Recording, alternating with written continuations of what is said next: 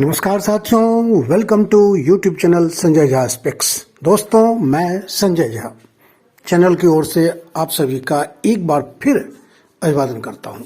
साथियों, आज हम बात करते हैं अपने पड़ोसी मुल्क चीन की और नेपाल की। चीन और नेपाल की बात इसलिए क्योंकि जैसे ही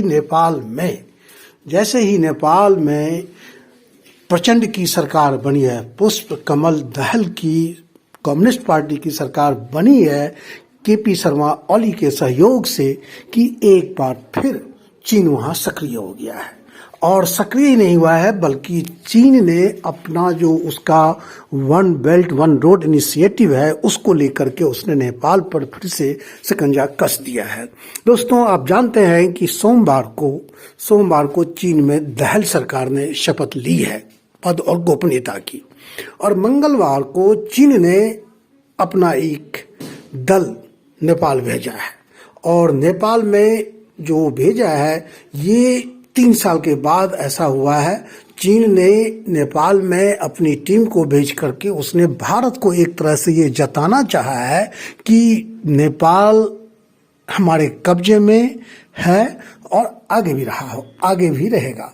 दोस्तों, घटना इस तरह से है कि ये जो मैंने आपको जो खबर आपको मैं दे रहा हूँ वो ये है कि नेपाल और चीन की सीमा पे जो व्यापार के लिए जो रास्ते बंद हो गए थे 3 साल पहले, जब यहाँ दैवा की सरकार बनी थी, उस रास्ते को फिर से खोल दिया गया है। और न सिर्फ इस रास्ते को खोला गया है, बल्कि दोनों देशों के बीच, यानी चीन और नेपाल के बीच इस रास्ते से जो तिब्बत का एक कस्बा है, इस रास्ते से दोनों देशों का कारोबार शुरू हो गया है। इतना नहीं, चीन ने जो अपनी टीम भेजी है नेपाल में, ये विशेषज्ञों की टीम है, और ये टीम मंगलवार को काठमांडू पहुंची है, जो ट्रांस हिमालयन रेलवे की परिकल्पना को लेकर के आई है। यानी ये टीम चीन से लेकर के नेपाल की राजधानी काठमांडू तक ट्रेन चलाने की संभावनाओं को न केवल तलाशेगी, बल्कि इस रेल लाइन का सर्वे करेगी, जो 2018 में जिसको तत्कालीन केपी शर्मा ओली सरकार ने जिसको मंजूरी दी थी, और बाद में जब वहाँ सिर बहादुर देवा की सरकार बनी तो देवा सरकार ने उस पर आपत्ति जताते हुए उसको खारिज कर दिया था। अब फिर से जैसे ही ओली की मदद से दहल की सरकार बनी है, तो फिर से चीन सक्रिय हो गया है और कुल मिलाकर के नेपाल को अपने कर्ज के जाल में ये फंसाना चाहता है। चीनी दूतावास के मुताबिक नेपाल और चीन के बीच यह रेल मार्ग 170 किलोमीटर लंबा होगा, जो तिब्बत के सीमाई कस्बे केरुंग को नेपाल की राजधानी काठमांडू से जोड़ेगा। और ये खबर केवल चीनी दूतावास ने दी है, रूसी मीडिया ने भी इस खबर को पब्लिश किया है। रूसी मीडिया स्पुतनिक न्यूज ने नेपाली अधिकारियों के हवाले से बताया है कि चीनी विशेषज्ञों का यह टास्क दिया गया है कि वो नेपाल के नेताओं पे आम सहमति बनाए, और उसको इस तरह से कन्विंस करने के लिए कहा गया है कि अगर ये रेल मार्ग बन जाता है तो नेपाल, जैसे कि जमीन से चारों ओर से घिरा हुआ है, लैंडलॉक्ड कंट्री है, तो ये कहा गया है कि उसकी भारत पर निर्भरता कम होगी, और जो भारत का दबदबा है व्यापार के मामले में वो खत्म होगा। यानी एक तरह से भारत की ग्रंथि को भड़का करके चीन नेपाल में अपनी रेलवे को लाना चाहता है। भारत के रास्ते, अभी आप जानते हैं कि भारत के रास्ते नेपाल व्यापार करता है। इतना ही नहीं, चीन ने करीब ये जो मैंने आपको पहले कहा कि रासू वागा दही सीमा को जो खोला है, उससे नेपाल का व्यापार शुरू हो गया है। मंगलवार यानी आज बुधवार है, एक दिन पहले की बात है, नेपाल ने 8 कंटेनर माल चीन को इस रास्ते से भेजा है। तो 2 बातें हो गई। पहली बात ये हो गई कि 3 साल तक जो व्यापारिक मार्ग बंद था, जिसे रासू वागा दही को नेपाल से जोड़ता है, तो वो मार्ग शुरू हो गया है, खुल गया है, व्यापारिक मार्ग है, इससे व्यापार शुरू हो गया है।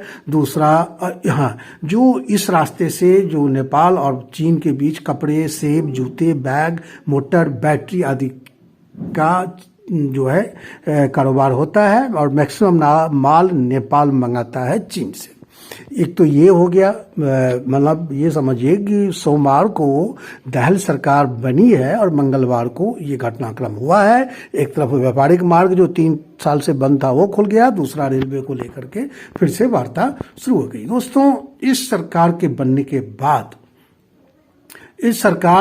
के बाद चीन ने ऐलान किया कि वह अपनी कर्ज का जाल कही जाने वाली बेल्ट एंड रोड परियोजना को आगे बढ़ाएगा। चीन ने ऐलान किया और जो यह रेल मार्ग नेपाल की ओर आ रहा है वो इसी परियोजना का हिस्सा है, यानी चीन के वन बेल्ट वन रोड परियोजना का हिस्सा है। इससे पहले आपको मैंने पहले बता दिया था कि शेरवादी व्यापार ने इस परियोजना को बंद कर दिया था। 2017 में सबसे पहले प्रचंड जब पीएम थे तभी BRI का आगाज हुआ था नेपाल में, जिसको कि दैवाग्य सरकार बनने के बाद रोक दिया गया था।